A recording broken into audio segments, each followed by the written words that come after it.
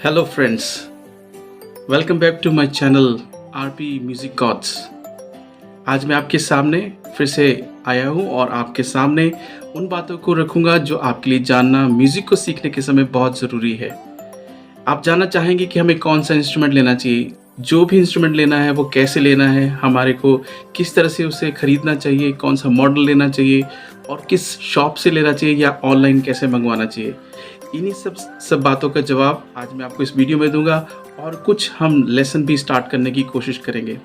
तो सबसे पहले हमें ये जानना होता है, चाहे किसी भी एज से हो, मैं ये सजेस्ट करता हूँ कि जो छोटे बच्चों में से क्लास 3rd स्टैंडर्ड से या 4th स्टैंडर्ड से जो शुरू करना चाहते हैं वो कीबोर्ड से ही स्टार्ट करें। और ज़्यादातर गॉड गिफ्टेड जो होते हैं बच्चे वो इस तरह होते हैं कि उनको बचपन से या तो ड्रम बजाते हैं या वो गिटार बजाते हैं, लेकिन वो स्टार्टिंग का पार्ट होता है। लेकिन जो बिल्कुल ज़ीरो से स्टार्ट करते हैं और सीखना चाहते हैं वो हमेशा कीबोर्ड से स्टार्ट कर सकते हैं।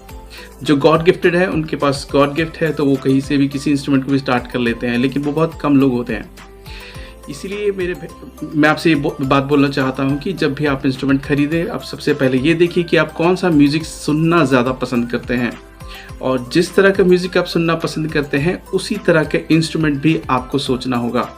और उसके लिए क्या है कि आपको गिटार की आवाज़ बहुत सूदिंग लगती है, बहुत अच्छी लगती है सुनने के लिए, फ्लूट की, कीबोर्ड की, हारमोनियम की और इस तरह से दूसरे इंस्ट्रूमेंट्स की। उसके अकॉर्डिंगली आप अपने लिए इंस्ट्रूमेंट चुन सकते हैं। छोटे बच्चे अपने आप नहीं चुन पाते क्योंकि उनके डिसीजंस बार बार चेंज होते हैं। कभी वो सोचते हैं हम गिटार सीखें, कभी वो सोचते हैं हम ड्रम सीखें, कब सोचते हैं हारमोनियम सीखें। लेकिन आपको किसी एक फिक्स इंस्ट्रूमेंट को चूज़ करना होता है और उसके बाद उसके ऊपर आपको काम आगे प्रैक्टिसेस करनी होती है, लर्न करना होता है।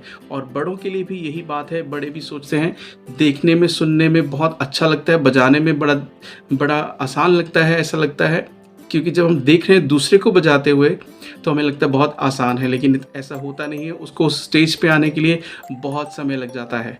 इसीलिए माय फ्रेंड्स, मैं आपसे ये बोलना चाहता हूँ कि हमेशा पेशेंस रखिए। म्यूज़िक का मतलब पेशेंस और साथ ही बहुत सारी प्रैक्टिस। एक चीज़ को बहुत बार बजाना होता है, बहुत प्रैक्टिस करना होता है। ऐसा नहीं कि आपको आज लेसन मिला या आज आपने प्रैक्टिस की और कल के दिन में नहीं प्रैक्टिस कर सकते हैं, ऐसा नहीं होता है। क्योंकि जब आप परफॉर्मेंस करते हैं, जब आप उस गाने को बजाना चाहते हैं या किसी भी तरह से किसी के सामने भी आप दिखाना चाहते हैं तो वहाँ पे गलतियाँ हो सकती है। इसीलिए आपको इस बात का ध्यान रखना होगा। दूसरी बात मैं आपसे बोलना चाहता हूँ कि जो बड़े लोग हैं वो भी इसी तरह से अपने लिए म्यूज़िक चूज़ कर सकते हैं कि आप कौन सा म्यूज़िक सुनना ज़्यादा पसंद करते हैं। हिंदी, इंग्लिश और पंजाबी गानों में हर तरह से अलग अलग कैटेगरीज होती है और आप उस कैटेगरी में से कौन सी जॉनर के गाने आप सुनना पसंद करते हैं। जैसे रॉक है, पॉप है, हिप हॉप है, R&B होता है, रॉक एंड रोल होता है, जो जैज़ होता है, पॉप होता है और इस तरह से अलग अलग म्यूज़िक होते हैं। तो उसके अकॉर्डिंगली भी आप इंस्ट्रूमेंट चुन सकते हैं। ज़्यादा जो वोकलिस्ट होते हैं क्लासिकल में वो हारमोनियम और तानपुरा और सितार और इस तरह के इंस्ट्रूमेंट चूज़ करते हैं, और जो वेस्टर्न में होते हैं वो ज़्यादातर कीबोर्ड, सिंथेसाइज़र और गिटार्स, ड्रम्स इस तरह के चूज़ करते हैं। और जो इंटरनेशनल लेवल पे कुछ भी अलग डिफरेंट लैंग्वेज के बजाना चाहते हैं वो भी इस तरह से अपने इंस्ट्रूमेंट चूज़ कर सकते हैं। तो मैं आपको सजेस्ट करना चाहता हूं, जो बिगिनर्स हैं, बिल्कुल ज़ीरो से स्टार्ट करना चाहते हैं, वो हमेशा कीबोर्ड से स्टार्ट कर सकते हैं। क्योंकि कीबोर्ड पे आपको नोट्स आप फ्रंट में देख सकते हैं और देख के बजा सकते हैं। लेकिन दूसरे इंस्ट्रूमेंट्स में क्या होता है, अगर आप फ्लूट लेंगे तो आपको फ्लूट साइड में पकड़नी होती है, गिटार पकड़ेंगे तो आपको साइड में पकड़नी होती है, और इस तरह से आपको झुक के बार बार देखना मुश्किल लगेगा। पहले आप ये जानिए कि नोट्स काम कैसे करते हैं, नोट्स को बजाना कैसे है और उसमें बजाने के समय में किन बातों का ध्यान रखना होता है। तो ये बातें आपको कीबोर्ड सीखने के समय में आसानी से आप सीख पाएंगे। लेकिन जब आप दूसरे इंस्ट्रूमेंट्स पर जाएंगे वहाँ पे आपको थोड़ा सा समय लग सकता है। लेकिन फिर भी मैं सजेशन देता हूँ कि आप कीबोर्ड पर जाइए। फिर भी अगर आपका मन करता है कि नहीं हमें वही इंस्ट्रूमेंट सीखना है जो आप स्टार्ट करना चाहते हैं पहले ही दिन से, तो आप वो भी कर सकते हैं। That's your wish. अब बात करते हैं इंस्ट्रूमेंट्स कौन सा लेना चाहिए, कहाँ से लेना चाहिए।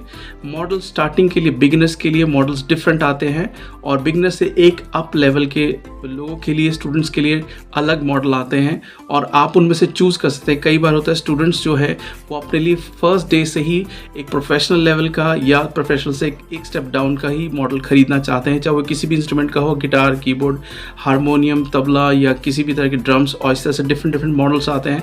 वो आपको रिसर्च करके ज़रूर पता लग सकता है। अभी हम उस टॉपिक में नहीं जाएंगे, किसी और वीडियो में मैं आपको सारे इंस्ट्रूमेंट्स के मॉडल्स और उसमें क्या क्या देखना चाहिए वो मैं आपको बताऊंगा। अभी के लिए आप स्टार्टिंग के मॉडल्स में जा सकते हैं। जैसे कि छोटे बच्चे हैं तो MA150 कैसियो का कीबोर्ड आता है, उसमें कंप्लीट कीज़ होती हैं। और ये बात याद रखना है कि जब कीबोर्ड खरीद रहे हैं तो कंप्लीट कीज़ का ही खरीदिए, क्योंकि कई बार स्टार्टिंग की कीज़ उसमें कम होती हैं और ऑक्टेव कम होते हैं। तो इसलिए आप मिनिमम 3 ऑक्टेव का कीबोर्ड ज़रूर खरीदिए। यही मेरा आपको सजेशन है और आप इंस्ट्रूमेंट बजाना शुरू कर सकते हैं। हर एक इंस्ट्रूमेंट के डिफरेंट रेट्स होते हैं, डिफरेंट कंपनीज होती हैं, उसके अकॉर्डिंगली ही आप मॉडल चूज़ कर सकते हैं। और आज के लिए हम उन बिगिनर्स के लिए आज के लिए हम एक लेसन देंगे ताकि वो अपनी जर्नी जो है म्यूज़िक सीखने के लिए स्टार्ट कर सके। Best of luck. आइए चलते हैं। तो आइए फ्रेंड्स, अब हम पियानो की प्रैक्टिस पे चलेंगे। हम दोनों हाथों को ट्रेन करना चाहते हैं, इसलिए हम एक एक करके हाथों को इस्तेमाल करेंगे। पहले राइट हैंड के नोट्स फिंगर्स को चलाने के बारे में एक्सरसाइज करेंगे, उसके बाद लेफ़्ट हैंड के फिंगर्स को चलाने के बारे में एक्सरसाइजेस करेंगे। उससे पहले हम ये जान लें कि हमें इन नोट्स को बजाना कैसे है। ये वाइट कीज़ हैं और ये ब्लैक कीज़ हैं, इन दोनों में फ़र्क क्या होता है और इनको हम किस तरह से पहचान सकते हैं। जैसा कि आप देख सकते हैं मेरे कीबोर्ड में 61 कीज़ हैं, यहाँ से यहाँ तक, ब्लैक और वाइट दोनों मिला के। तो आपको इन सारे 61 कीज़ को याद रखने की ज़रूरत इस तरह से नहीं है कि आपको इसे काउंट करना है, लेकिन आपको इनको क्या है, एक एरिया में हम इनको बांट देंगे। और एरिया में बांटने से क्या होगा कि आपको सारी कीज़ याद हो जाएंगी। और उसके लिए आपको सारी कीज़ को याद नहीं करना होगा, सिर्फ एक जगह में याद करने से सारी कीज़ याद हो जाएंगी।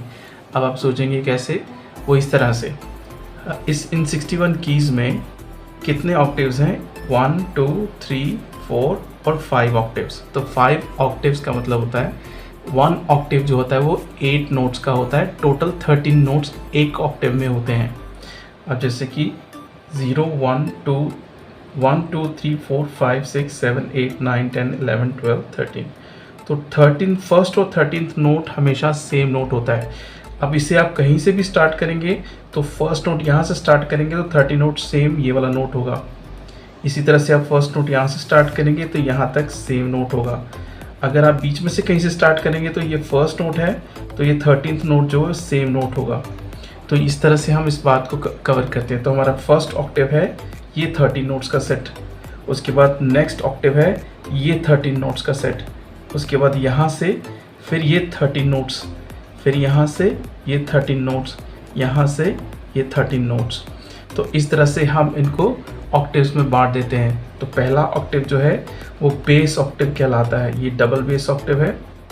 उसके बाद सिंगल बेस ऑक्टेव में आता है, यहाँ से हमारा मिडिल ऑक्टेव शुरू होता है, यहाँ से इस जगह से। तो ये मिडिल ऑक्टेव मतलब राइट हैंड से बजाने वाला एरिया।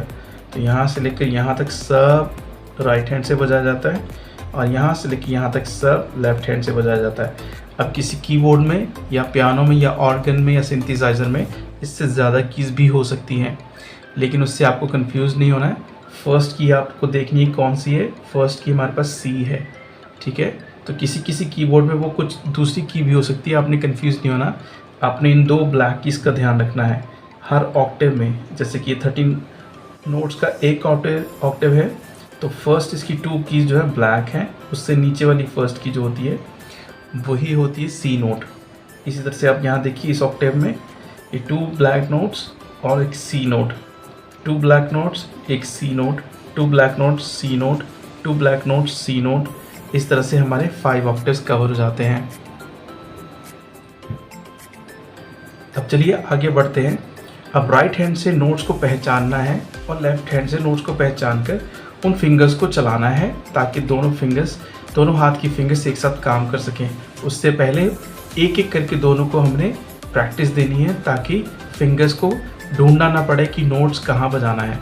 तो सबसे पहले 8 नोट्स हम बजाएंगे, वो है सी, डी, ई, एफ, जी, ए, बी और सी। इस तरह से हमने एक ऑक्टेव को कवर कर लिया जिसमें टोटल 30 नोट्स आते हैं ब्लैक और वाइट मिला के।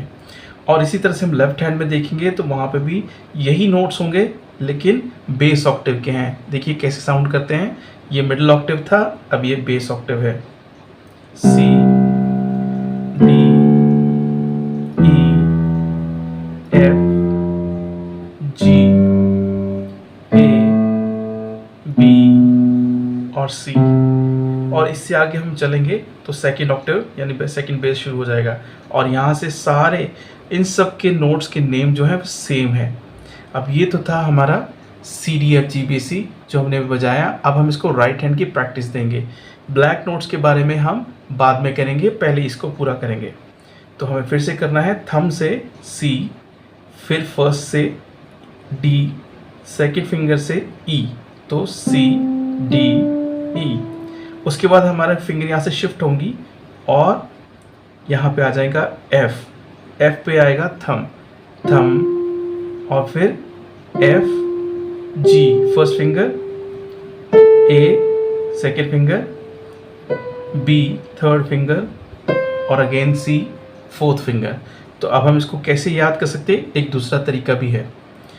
Thumb 1 2, thumb 1 2 3 4। आगे हम क्या देखेंगे, 4 3 2 1 थंब 2 1 थंब, थंब 1 2 थंब 1 2 3 4। एक बार फिर से देखिए right hand, thumb 1 2 thumb 1 2 3 4 4 3 2 1 2 1 4 3 2 1 thumb 2 1 thumb. अब ये जो लेसन आपने कीबोर्ड के लेसन को सुना है, इस लेसन को आपने बार बार एक्सरसाइजेस को करना है। कम से कम 100 टाइम्स तो आपको उसको बजाना ही चाहिए ताकि आपके फिंगर्स को और आपको आपके माइंड में सारे नोट्स अच्छी तरह से बैठ जाएं। उसके बाद हम ये जब आप लेसन कर लेंगे, मेरे अगले वीडियो में हम उससे आगे के लेसन में जाएंगे। इस वीडियो को जो आपने भी सुना है बार बार रिपीट करके देख देख कर सीख सकते हैं। और मैं आपको बोलना चाहता हूँ, अगर आप ढीले हो जाएंगे और बोर हो जाएंगे तो कभी सीख नहीं पाएंगे। आपको मजबूत बने रहना होगा और इंस्ट्रूमेंट्स के साथ जिद करनी होगी कि मैं उसको सीख के हटूंगा।